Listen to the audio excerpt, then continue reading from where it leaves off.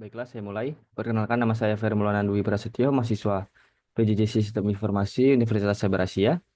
Di sini saya akan menerangkan dan menjelaskan untuk ujian tengah semester dengan mata kuliah Interaksi Manusia dan Komputer. Jadi saya mulai. Yang pertama yaitu User Interface atau UI.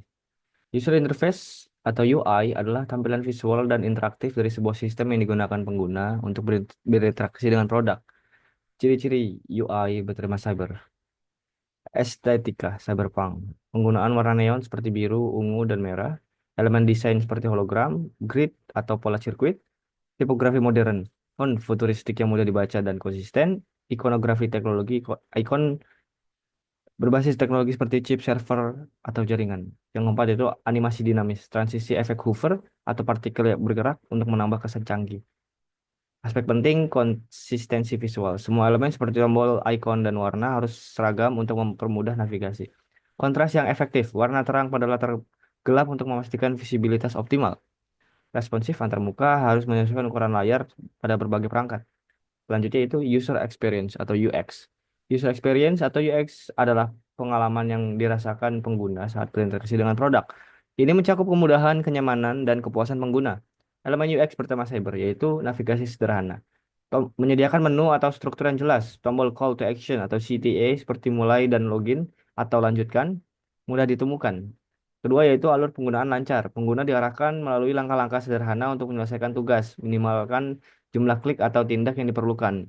Yang ketiga itu keamanannya yang terintegrasi. Tema cyber sering dikaitkan dengan keamanan digital. Pastikan autentifikasi dua faktor, enkripsi, dan notifikasi risiko tersedia.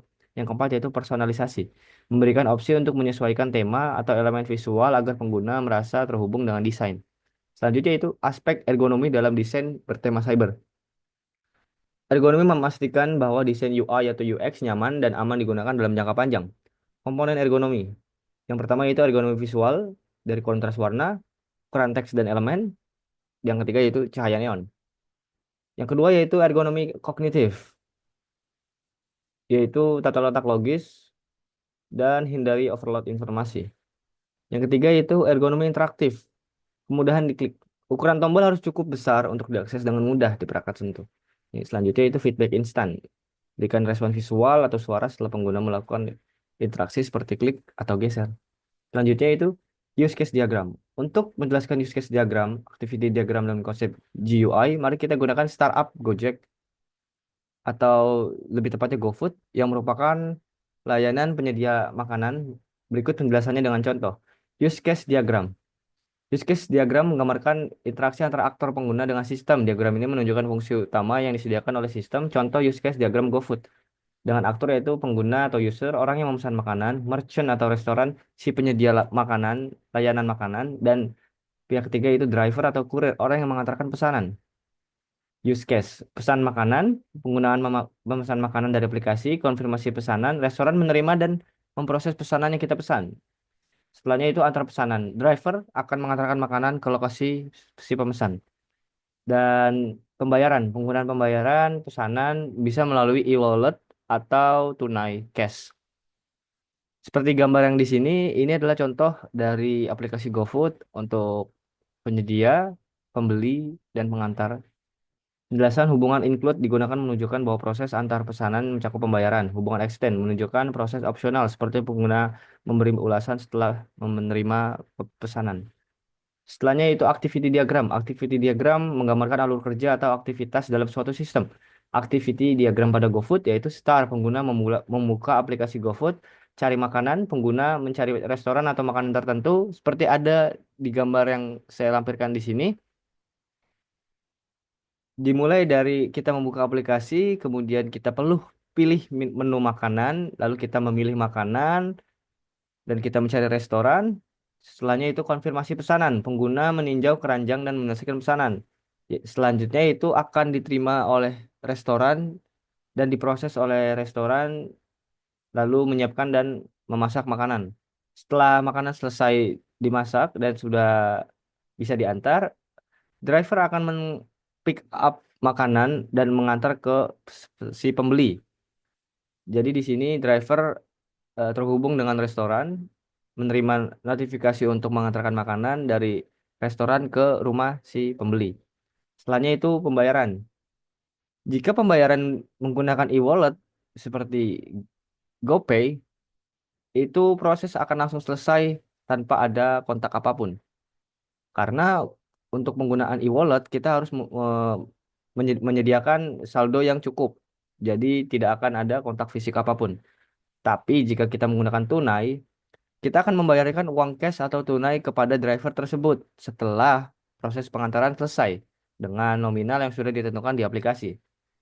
Yang terakhir itu N, pengguna menerima makanan dan memberikan ulasan opsional.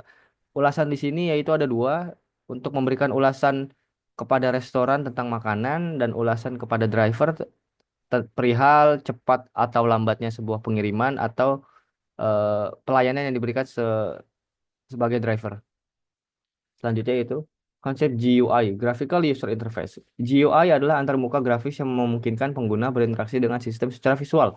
Contoh, contoh konsep GUI GoFood yaitu beranda aplikasi, ada di bagian pencarian, kolom untuk mencari restoran atau makanan, kategori populer, icon kategori seperti promo, cepat saji dan minuman, tombol akses cepat, tombol untuk melihat pesanan sebelumnya atau yang kita favoritkan. Selanjutnya itu adalah halaman restoran. Dalam menu, daftar makanan dengan gambar, harga, dan deskripsi sudah tersedia. Tombol tambahkan ke keranjang untuk memilih makanan yang akan kita pesan. Setelahnya yaitu ada ulasan dan rating. Pengguna dapat melihat ulasan dari pelanggan lain tentang restoran tersebut. Apakah makanannya enak atau tidak. Jadi ada ulasan dari pengguna-pengguna sebelumnya yang telah membeli makanan di restoran tersebut. Setelahnya itu adalah halaman checkout, detail pesanan, tampilkan item yang dipesan, jumlah dan subtotal yang harus dibayarkan. Dengan opsi pembayaran bisa menggunakan GoPay, kartu debit atau kartu kredit, dan tunai. Untuk alamat pengiriman, konfirmasi terlebih dahulu untuk alamat pengiriman yang akan kita isi karena tidak boleh salah karena driver akan mengirim makanan sesuai dengan titik yang ditentukan. Notifikasi real time. Status pesanan ditampilkan di layar seperti pesanan dikonfirmasi, driver menuju restoran, dan pesanan dalam perjalanan. Jika pesanan dikonfirmasi, ini dikonfirmasi oleh restoran. Lalu restoran akan memberikan notifikasi kepada driver untuk menuju restoran dan pick up makanan. Nah, kita sebagai pembeli akan mendapatkan notifikasi pesanan dalam perjalanan. Jadi seperti itu. Nah, untuk kesimpulan, use case diagram yaitu membantu memetakan fungsi utama yang terlibat seperti pemesanan, konfirmasi, dan pengantaran. Nomor dua itu activity diagram menguraikan langkah-langkah terperinci dari awal hingga proses. GUI yaitu merancang antarmuka yang intuitif untuk memastikan pengguna dapat memesan makanan dengan mudah dan nyaman. Pendekatan ini membuat sistem GoFood efisien, ramah pengguna, dan terstruktur dengan baik. Selanjutnya itu evaluasi heuristik. Evaluasi heuristik adalah metode analisa antarmuka pengguna UI untuk mengidentifikasi potensi masalah kegunaan berdasarkan prinsip-prinsip desain yang telah ditentukan. Dalam konteks ini, UX pilot AI dapat digunakan untuk menganalisa desain UI secara otomatis dan menghasilkan predictive heat map. Berikut penjelasannya. Langkah-langkah. Impor desain, masukkan desain yang termuka ke dalam UX pilot AI. Desain ini bisa berupa gambar atau file dalam alat desain seperti Figma atau Adobe. Yang kedua yaitu analisis analisis predictive heat map. Sistem penggunaan model berbasis kecerdasan buatan untuk memprediksi di mana perhatian pengguna akan terfokus. Selanjutnya itu area dalam warna panas, merah dan oranye menunjukkan titik perhatian utama. Sedangkan warna dingin biru menunjukkan area yang cenderung diabaikan. Selanjutnya itu evaluasi berdasarkan prinsip heuristik. Visibilitas status sistem. Apakah pengguna dapat memahami status sistem dengan mudah? Pencocokan antara sistem dan dunia nyata. Apakah antar muka menggunakan bahasa yang familiar bagi pengguna? Selanjutnya itu konsistensi dan standar. Apakah elemen desain konsisten di seluruh aplikasi? Selanjutnya itu minimalisasi beban pengguna. Apakah antarmuka meminimalkan usaha pengguna untuk menyelesaikan tugas? Selanjutnya itu adalah identifikasi masalah. Predictive heat map membantu menemukan area yang kurang menarik perhatian meskipun seharusnya penting, seperti tombol atau pesanan error. Selanjutnya yang terakhir itu peningkatan desain. Berdasarkan hasil heat map dan evaluasi heuristik, lakukan iterasi desain untuk mengarahkan perhatian pengguna ke elemen yang lebih relevan. Contoh predictive heat map. Desain yang termuka bertema cyber dengan fitur berikut. Dashboard futuristik warna neon dengan tombol CTA mulai dan pelajari lebih lanjut. Animasi holografik. Elemen interaktif di berbagai area. Heat map dapat menunjukkan warna merah pada tombol CTA memastikan pengguna fokus pada elemen utama. Warna biru pada teks kecil di sudut menunjukkan perhatian pengguna rendah pada area tersebut. Contoh gambar prediktif heatmap untuk memberikan visualisasi. Gambar di atas ini menunjukkan desain antarmuka bertema sidebar dengan prediktif heatmap. Warna merah dan oranye menunjukkan area dengan perhatian pengguna yang tinggi, seperti tombol call to action atau grafik interaktif. Area biru dan hijau menunjukkan bagian dengan perhatian lebih rendah. Ini membantu desainer mengoptimalkan alur perhatian untuk meningkatkan pengalaman si pengguna. Baik, sekian presentasi dari saya. Kurang lebihnya mohon maaf. Assalamualaikum warahmatullahi wabarakatuh.